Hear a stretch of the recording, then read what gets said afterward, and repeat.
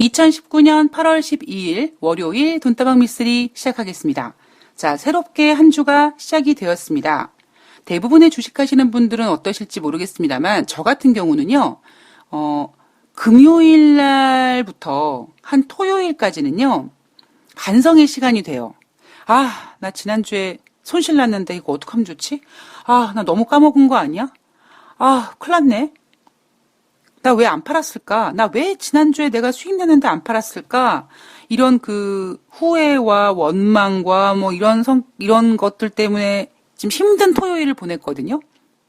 그러다가 묘하게 일요일 저녁이 되면요. 다시 심장이 콩당콩당 뛰기 시작합니다. 예. 야, 이제 오늘 밤만 자고 눈을 뜨면 새롭게 이제 한 주가 시작이 되고 증시가 열리면 내가 지난주에 손해봤던 거 만회할 수 있는 기회가 올 거야. 월요일부터는 내가 돈을 좀 벌어야지. 예.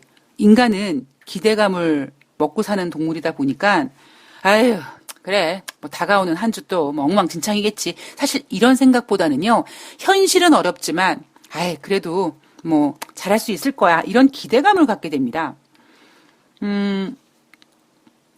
이번 주 이제 새롭게 한 주가 시작이 됐습니다. 예. 여러분들께서 제가 어제 방송에서 복날이니까 좀 맛난 거 드시라고 말씀을 드렸더니, 아마 많은 분들께서 혹시, 치킨을 시켜 드셨는지, 예, 배달의 민족과 요기요가 서버가 다운됐다고 하죠?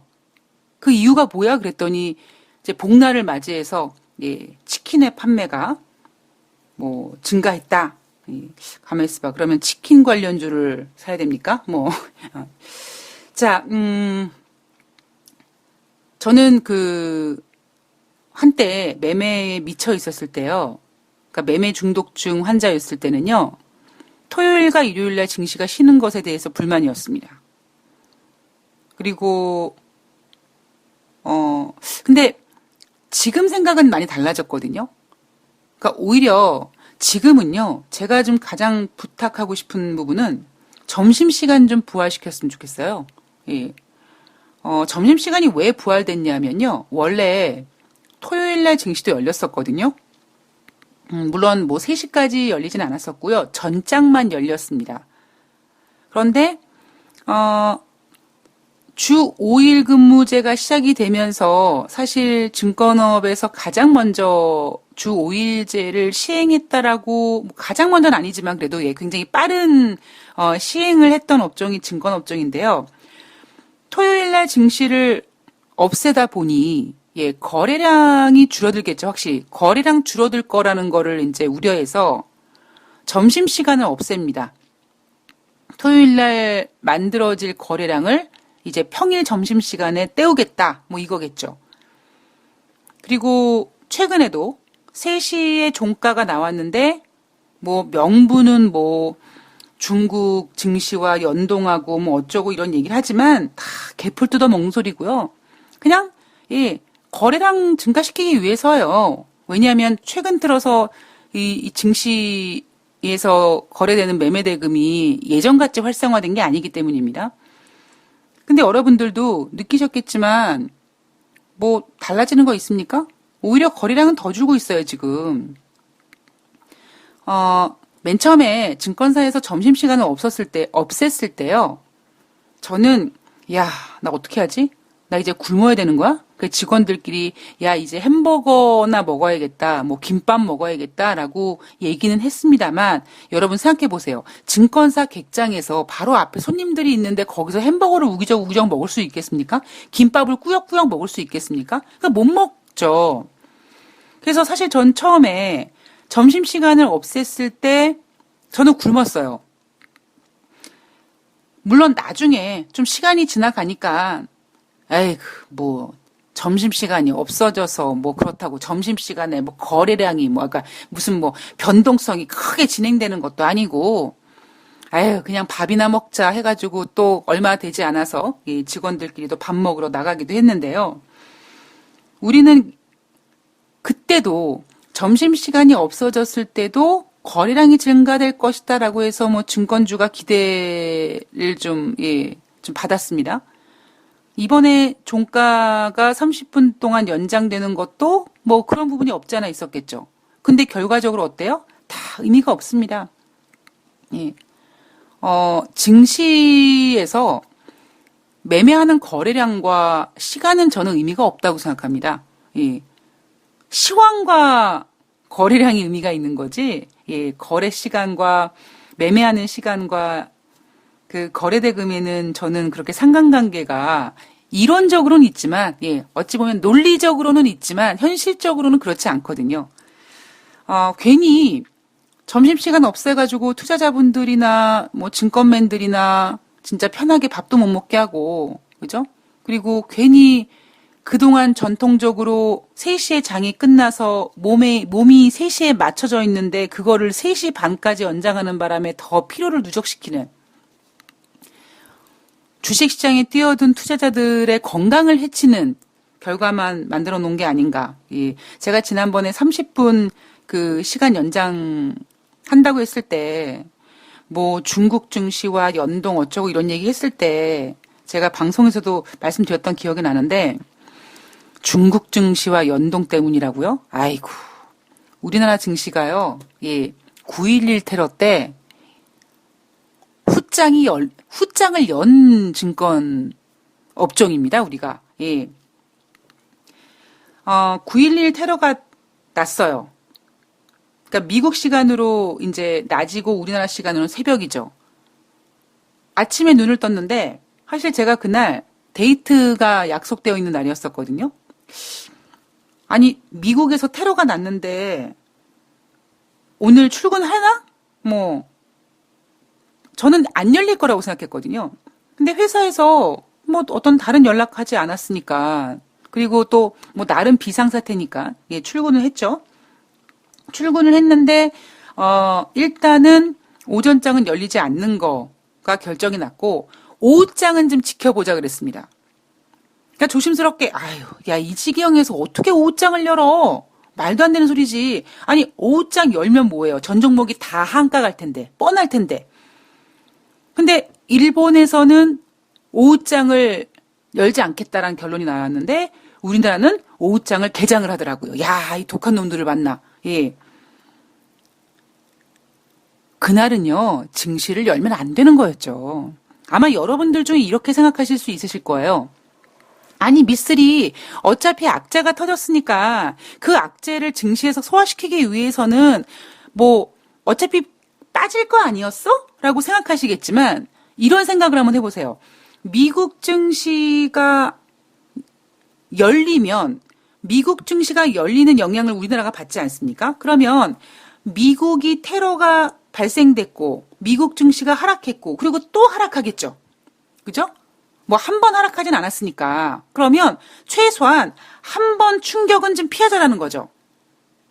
그러면 미국이 2번 이틀째 빠지고 그리고 3일째 빠지고 그럼 우리나라 증시가 첫 번째 충격은 우리나라 증시 열지 않는 상태에서 좀 피하고 미국 증시가 2번째 충격을 받으면 뭐 어쩔 수 없이 증시를 뭐 계속 피할 수는 없으니까 연다면 또 한 번 하락할진 모르겠습니다만 이제 미국 증시가 반등의 구간에 들어오기 때문에 우리나라 증시가 피해가 크지 않을 거란 말이에요. 근데 그거를 오후장을 열더라고요. 그래서 야, 그때 증권사 직원들끼리 그 지점에 앉아가지고 제가 지금도 기억나요. 그 종이컵에다가 그 커피 믹스 타면서 그 요즘에는 그거 뭐 되게 안 좋다고 하는데 저 때만 하더라도요. 그 커피 믹스를 이렇게 종이컵에다가 덜어가지고 그 커피 믹스 담았던 그 비닐 그 스틱 그 비닐봉지 빈 껍데기로 막 져서 먹었거든요. 그러니까 제가 막 그렇게 커피를 지면서 아이고 대한민국 증권거래소 독한 놈들 돈 받아 먹으려고 그냥 증시 열고 막 제가 그렇게 욕했던 기억이 지금도 생생하게 나거든요. 뭐 지금 제가 이 얘기를 왜 하고 있는지 모르겠습니다만, 그러니까 제가 이 얘기를 해드리는 이유가 이거죠. 이번 주 증시는요, 사실 지난주는 저는 되게 심플했어요. 뭐 위안화에 대한 이야기가 좀 나왔고요. 그리고 트럼프 대통령도 거기에 대한 불만을 저질렀고 그렇다면 트럼프 대통령이 강달러 정책을 폐지할까? 아니면 뭐 시장에다가 달러를 내다 팔까? 지난 주말에는 트럼프 대통령이 달러 강세에 대한 불만, 그다음에 중국의 뭐 환율 뭐 조작 가능성 이런 것들에 대한 불만을 쏟아져 냈기 때문에 분명히 주 초반에는 안 좋겠구나. 그런데 중국을 환율 조작국으로 지정하고 이러면서 더 격화됐죠. 그런데 그런 악재가 눈에 보이다 보니까요. 뭐 계속 빠지기만 하겠습니까? 그죠? 뭐 그리고 저는 어차피 트럼프 대통령이 왜 저러는지 알고 있다 보니까 주 후반 되면 안정되겠구나라는 시황이 되게 심플하게 나왔거든요. 근데 이번 주는 여러분 그런 거 아시죠? 요즘 케이블 TV에서 그 전설의 고향이라는 옛날에 했던 그 드라마를 이제 여름이니까 이렇게 nap양 특집처럼 해주는데요. 우리나라 공포 영화의 그러니까 우리나라의 공포물의 공통점이 눈에 보이는 귀신 아닙니까? 그죠?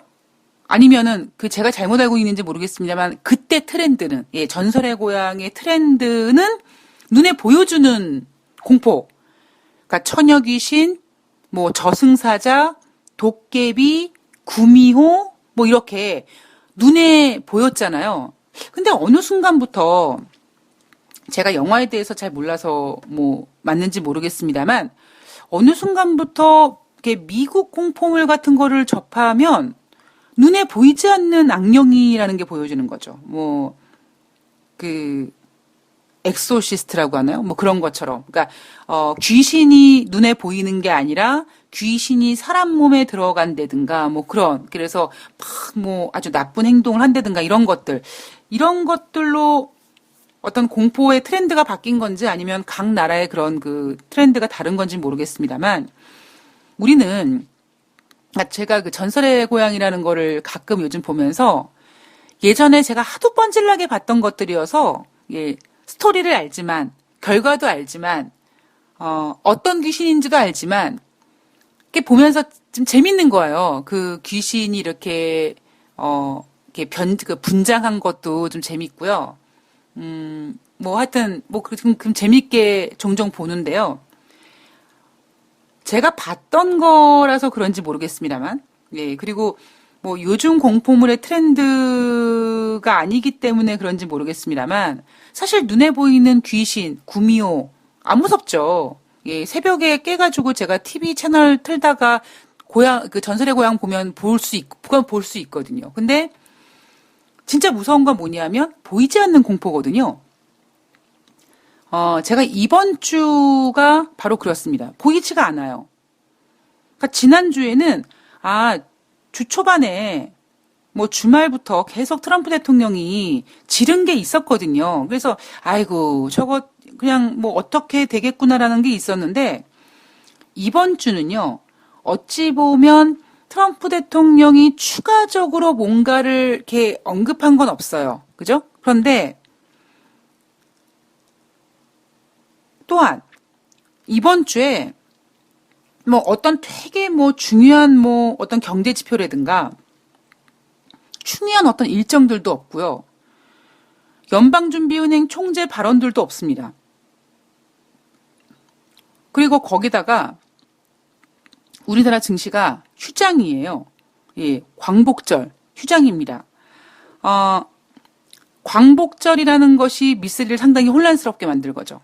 왜냐하면 우리는 그동안, 그러니까 제가 지난주에 증시를 볼 때 두 나라가 휴장이 없는 상태에서 미국 영향 이렇게 받겠구나, 미국 영향 이렇게 받겠구나, 이렇게 반등하겠구나, 우리나라가 따라서 하겠구나, 뭐 이런 그림이 그려졌다면 미국 증시는 열리지 않는데 그러니까 미국 증시는 열리는데 우리나라 증시가 하루 열리지 않는다라는 점. 우리는요, 미국이 휴장이거나 아니면 미국이 증시가 좋지 않으면 중국으로 방향을 돌립니다. 아마 여러분들 종종 겪으셨을 거예요. 그러니까 미국 증시가 안 좋다. 그러면 뭐 중국 증시에 뭐 영향을 받아. 왜냐면 그때 중국은 좋거든요. 그래서 제가 우리나라는 미국이라는 형도 있고 중국이라는 두째형도 있다. 그래서 미국형 따라갔다가 그 형이 별로 상태가 안 좋으면 나는 그럼 중국형 따라가야지 이렇게 따라쟁이다 이런 얘기도 해드렸는데 우리나라 광복절 자 증시가 지금 불안합니다. 그죠? 증시가 불안한 상태에서 대한민국의 광복절이 있는데 아마 대부분의 투자자들이 광복절 전에 매매를 그렇게 크게 하지 않으려고 할 겁니다.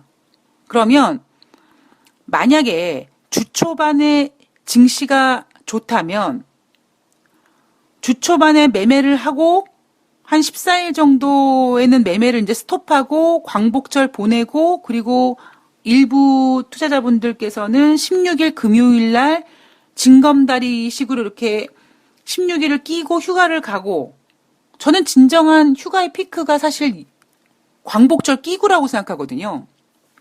2008년도에 제 인생이 꼬꾸라지기 직전 마지막 피나레를 장식했던 그 샌프란시스코 여행이 저는 8월 15일에 갔었거든요. 그러니까 다른 직원들 다 휴가 갔는데 저는 8월 15일이 그때 금요일이었습니다. 그래서 휴가를 전혀 쓰지 않기 위해서 왜? 시장을 지켜봐야 되니까. 제가 시장을 지키지 않으면 큰일 나니까. 그래서 15일, 16일, 17일 그래서 금, 토, 일 하고 월요일 정도 하루 더 쓰고 그리고는 화요일 날 새벽에 한국에 도착해서 바로 출근하려는 그 플랜을 가지고 샌프란시스코를 갔죠.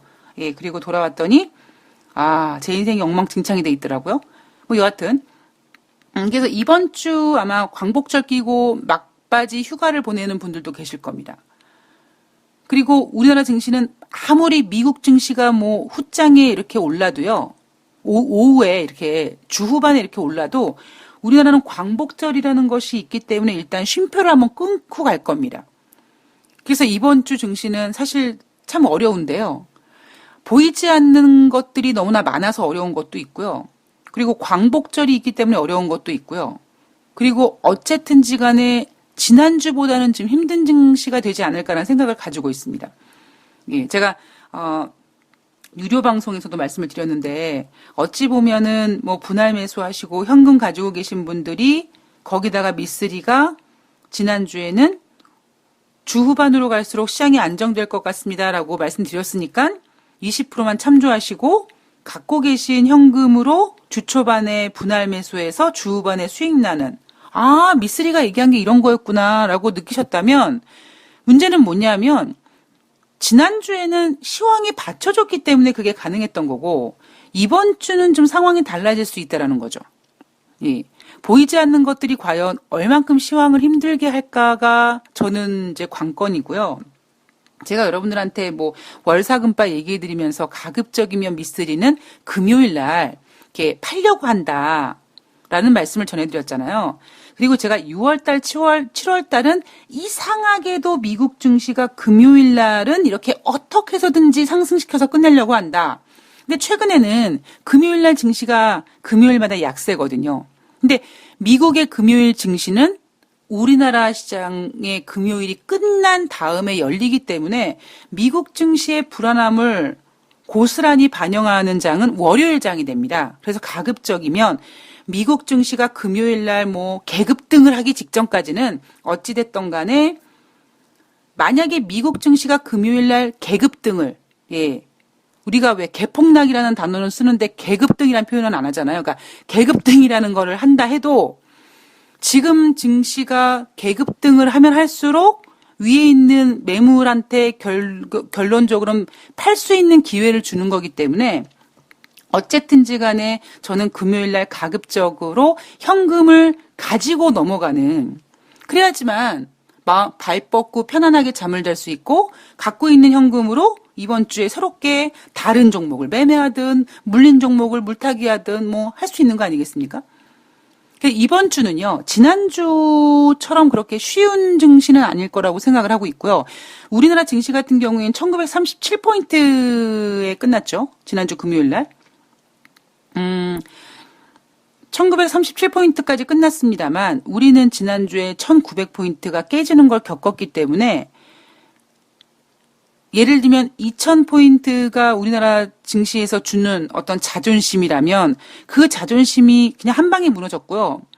그럼 그 이후에는, 그 이하에는 증권사들은 2000이 깨지면요 1950은 지킬 거예요. 지난주 초반에 개풀 뜯어먹는 소리라는 거를 증명시켜주지 않았습니까? 그러면 이제는요 1900포인트 깨지는 거는 그냥 식은 죽 먹기식으로 깰 겁니다. 깼다가 다시 회복하고 깼다가 회복하는 짓을 반복할지언정, 그게 제가 앞서서 미쓰리가 8월달 뭐 지난달보다 좋을 것 같아요라고 얘기했더니 2100포인트까지 올라가는 거 아니냐, 여러분들께서 그런 생각을 하신 분들이 계셨다라고 제가 말씀드렸던 것처럼 그런 게 아니라는 거죠. 뭐가 무섭냐면, 그러니까 1950을 깨지 않았으면 가능할 수도 있을 시나리오일 텐데요. 이제 우리는 1900을 깨는 거를 봤거든요. 그렇기 때문에 이제 1900 깨는 거는요, 그냥 아마 심심하면 두들겨 팰 겁니다. 외국인들의 매물이 나오든 기관들이 매도하든 장중에 그냥 1900포인트 깨는 거는 그냥 식은 죽 먹기가 될 거예요.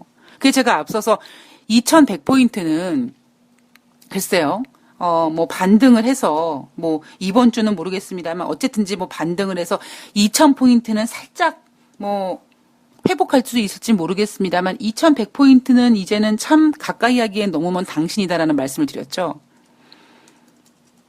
그리고 제가 앞서도 증권사가 1950은 깨지 않을 거라는 얘기를 했을 때 미쓰리는 그때 1998, 97 그때 1950까지 바로 깨지는, 그러니까 1950은 깨질 건데 바로 깨지는 게 아니라 한 1960, 70까지 갔다가 2000까지 회복했다가 다시 깨지면 1950을 깰 수 있을 거다. 지금 그 모든 시나리오가 그냥 지난주 초반에 바로 진행이 됐던 거기 때문에 이번 주에는요, 여러분들께서 좀 마음을 다잡으셔야 될 게 뭐냐면, 만약에 시장이 어찌 보면 보이지 않는 보이지 않는 것들이 더 무서울 수도 있지만 보이지 않으니까 또 과감할 수도 있지 않겠습니까? 그러면 반등한다면 좋은 거죠. 예. 더 상승을, 지난주에 상승을 이어간다면 더 좋은 겁니다. 그러나 너무 높게 잡으시면 안 되는 거고요. 제가 늘 말씀드리지만 저는 인생을 살아가면서 어떤 일이 벌어졌을 때 최악의 시나리오를 제일 먼저 손에 쥐고 그 다음에 차선책을 생각합니다. 그래야지만 좀 답이 나오더라고요. 어떤 문제가 터졌을 때 괜찮아. 저건 이렇게 될 거야. 그 사람은 그렇게 하지 않을 거야. 그 사람은 나를 뒤통수 치지 않을 거야. 이렇게 사람을 믿다가 제가 제 인생을 골로 보냈던 사람이다 보니까요. 모든 걸 의심하는 거죠.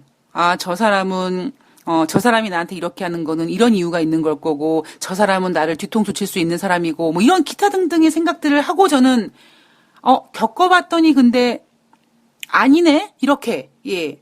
좀 되게 나쁘긴 한데요. 어쩔 수가 없어요. 세상이 저를 이렇게 만들어놨어요. 그것처럼 주식시장에서도 저는 최악의 시나리오를 가지고 갑니다. 언제나. 어떤 종목을 샀을 때도, 이 종목 만약에 차트나 뭐 이런 재무제표라든가 뭐 이런 것들 아무 문제가 없는데, 이거 다 짜고 치는 고스톱이고, 요거 어떤 뭐 최대주주가 요거 장난치는 거여가지고 갑자기 문제 발생시켜서 뭐 횡령, 배임 해가지고 거래 정지되고 막 상장 폐지되지 않을까? 그런 가능성을 항상 염두에 두고 매매하거든요. 그렇기 때문에 여러분들께서 이번 주는요, 만약에 뭐 지난주 금요일날 증시가 하락했기 때문에 우리나라 증시 또 오늘 안 좋을 겁니다. 예. 그리고 아직까지요, 코스닥 투매 물량이 다 소화되지 않았어요. 예. 그렇기 때문에 오늘 증시가 하락하겠지만 또 만약에 오늘 증시가 하락한다고 하면 지난주처럼 전략 후광이 되겠구나라고 또 막 들이대지 마시고요. 오늘 장이 안 좋았다가 다시 반등하고 뭐 해도 이제 우리나라 증시는요, 1900 깨는 거는 이제 식은 죽 먹기라는 거를 감안하시면서 그거를 고민하셔야 돼요. 그리고 지금 시장에서 가장 염려스러운 거, 제가 미쓰리가 저 방송에서 뭐 코스피 이렇게 뭐 2100까지 안 가요, 뭐 이런 얘기 잘 안 하잖아요. 근데 제가 그런 얘기를 왜 하냐면, 자, 여러분 생각해 보세요. 어떤 청취자님께서 2100포인트까지 갈 수 있어요? 라고 말씀하셔서 제가 방송에서 아니에요. 못 갈 거예요.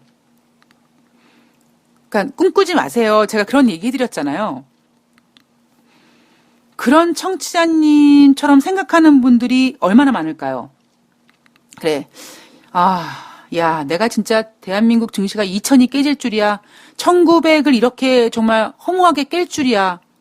그러면 제가 2100이 멀어지는 것처럼 보이는 것처럼 여러분들은 더 실감하시죠? 그럼 여러분들이 어떤 생각하시냐면 조금만 올라오면 거기다가 이제 내 갖고 있는 물량을 파실 생각을 합니다. 그게 뭐예요? 매물대에 지금 공포가 쌓여 있습니다. 예. 어찌 보면은요, 이번 주 같은 경우는요, 이슈들이 보이지 않아서 보이지 않는 이슈가 줄 수 있는 어떠한 그런 공포감도 있겠지만, 증권사들이 그런 얘기를 해요. 이번 주 증시 전략을 보면, 뭐, 트럼프 대통령 투입만 바라봐야 된다는 둥, 뭐, 중국의 위안화에 뭐, 관심이 집중된다는 둥, 이런 얘기를 합니다. 그런데, 저는 오히려, 글로벌 이슈들은 보이지 않아서 보여주지 않는 공포감 때문에 힘들 수도 있지만 저는 눈에 보이는 매물대가 투자자들을 힘들게 할 수 있는 장이 될 수 있다는 거죠. 보세요, 여러분. 이제 지수가 반등만 하면 이제 매물이 나옵니다. 어쩔 수가 없어요. 저는 세상에서 가장 무서운 게 매물대예요. 그래서 제가 앞서도 계속 말씀드리는 게 매수한 다음에 매도 주문 미리 내놓는 사람들 저 싫어한다고 얘기했잖아요. 그러니까 그분들의 어떤 상황과 뭐 그럴 수밖에 없는 그런 처지를 다 알지만 주식시장을 보는 저의 입장으로는 그거는 종목을 보내지 못하는 악재 중에 최고의 악재거든요. 이번 주에는 오히려 보이지 않는 어떤 것들에 대한 공포보다는 눈에 보이는 매물대가 시장에 부담을 줄 수 있을 것 같다라는 생각을 합니다. 여러분 절대 만약에 주 초반에 하락했다면 모르겠습니다. 저희 예상을 깨고 주 후반에 또 지난주처럼 전약 후강이 될 수 있을지 모르겠습니다만 여러분들께서 이것저것 다 체크하시고 그런 어떤 시황이 나왔다면은 모르겠습니다만 단순히 한 번의 경험치, 와, 지난주에 전약 후강이었어. 그런데 이번 주에도 주 초반에 약하네? 그러니까 전 후반에 강할 거야. 이러한 그 무모한 신뢰감을 가지고 내가 지난주에는 미쓰리가 후에 좋아질 거라고 생각했는데 내가 너무 무서워가지고 분할 매수를 하긴 했는데 많이 못했거든? 근데 진짜 후에 오르더라? 그러니까 이번에는 내가 지난주에 못 산 것에 대한 한풀이를 하기 위해서 지난번보다 많은 수량을 분할 매수해야지. 그럼 그러니까 주 후반에 좋아질 거야. 이렇게 전략 세우시면 큰일 납니다. 예. 개인들 한 방에 보낼 수 있는 패턴이 나타날 수 있거든요. 제가 선물 양매수하는 분들, 그분들은요, 주식시장이 횡보장에서는요, 마치 고정적인 수입을 얻는 근로소득자처럼 수익이 납니다. 그런데 그분이 영원히 나느냐? 아니라는 거죠. 왜? 주식이란 녀석이 그렇게 영원히 그런 모습을 보여줄 것 같다가 어느 한순간에 패턴을 확 바꿔버리거든요. 그러니까 우리는 주식시장에서 공부를 할 때 패턴을 알아가야 되는 것도 중요하지만 패턴을 찾아내야 되는 것도 중요하지만 그 패턴이 진화된다는 것도 항상 염두에 두시면서 조심하셔야 된다는 거죠. 자, 트럼프 대통령이 이제 하다 예, 음모론까지 예, 또 버려놓는 것 같습니다. 보수 성향 코미디언 테런스 윌리엄스란 사람이 미성년자 성범죄 혐의로 수감됐다가 사망한 억만장자 제프리 관련된 내용을 트위터에다 올렸다고 합니다. 아마 그 사람이 성범죄 혐의로 수감됐다가 아마 자살을 했나 봐요. 제가 이 얘기는 잘 몰랐던 얘기인데요. 근데 그 보수 성향의 코미디언이 트위터에다가 아니 24시간 동안 7일 내내 자살 감시 프로그램을 봤는데 자기 스스로 목숨을 끊는다는 게 이게 가능한 얘기냐. 이게 결국 무슨 얘기입니까?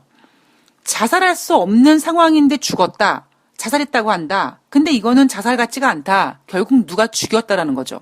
근데 거기에 대한 관련 정보를 빌 클린턴 전 대통령이 가지고 있다. 뭐 이렇게 트위터에다 글을 올렸더니 트럼프 대통령이 그 코미디언의 글을 리트윗했다라는 겁니다. 자, 뭐가 문제냐면 여러분 그 빌 클린턴 그 성에 관련된 스캔들이 좀 있지 않습니까? 헤지펀드 매니저 출신인 앱스타인, 그 죽은 사람이요. 예, 그 사람이 억만장자가 2002년부터 2005년까지 미성년자 20여 명을 상대로 성매매를 해서 그 혐의로 지난달 7월 달에 체포가 됐는데 이번 8월 달에 숨졌다고 합니다. 그리고 예전에도 한 차례 그 성범죄 때문에 기소를 당했었었는데 뭐 어찌어찌 그냥 뭐 이렇게 좀 힘 있는 사람들이 이렇게 좀 도와줘서 아주 교묘하게 법망을 비껴나갔다고 합니다.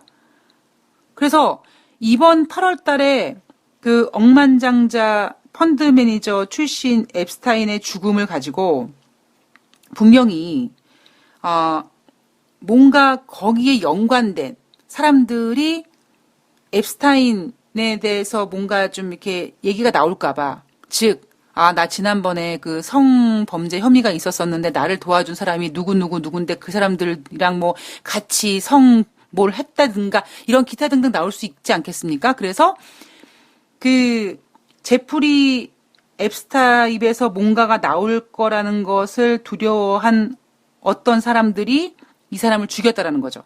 음모론인 거죠. 이거를 트럼프 대통령이 리트윗했다.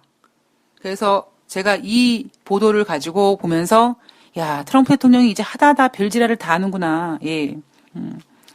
트럼프 대통령이 제가 지금 힘들어하고 있다라고 얘기했죠. 뭐 여러분들께서 뭐가 힘들어라고 하실지 모르겠습니다만 제가 트럼프 대통령을 보면은요 힘들어하는 게 보여요. 예. 어떤 느낌이냐면 2008년도에 저를 보는 느낌이에요. 예. 2008년도에 저를 보는 느낌입니다. 자, 1부에서는요, 이번 주 시황에 대해서, 뭐 제가 정확하게 뭔가 이렇게 똑부러지게 시황을 말씀드리지 못했는데, 뭐 그만큼 저도 좀, 어렵고요. 시황에서 보여주는 어떠한 이슈들이 보여주지 않아, 그러니까 별로 없는, 체크할 만한 이슈들이 별로 없는 것도 무섭고, 그리고 시황과는 달리 주식시장 내에서 매매하는 사람들의 입장으로는 주식이 조금만 더 반등하면 매도하려고 하는 사람들이 많다라는 점이 미스를 참 힘들게 한다. 거기에다가 우리나라 증시가 하루 쉰다라는 점, 미국 증시와 약간 박자가 어긋날 수 있다라는 점도 이번 주 증시 어떤 방향성을 잡는데 참 어려움을 준다라는 이야기였습니다. 예. 2부에서 주말에 나왔던 이슈들과 또 이번 주에 진짜 체크할 게 없었는지, 진짜 그럼 이번 주에는 뭐야? 뭐 손가락만 빨고 있어야 돼? 뭐 이렇게 생각하시는 분들을 위해서 이번 주에 진행될 일정들, 그런 것들, 그리고 주말에 나왔던 내용들, 그 내용들이 과연 주중에 어떤 영향을 끼칠지 그런 부분도 하나씩 체크해 보도록 하겠습니다. 2부에서 뵐게요.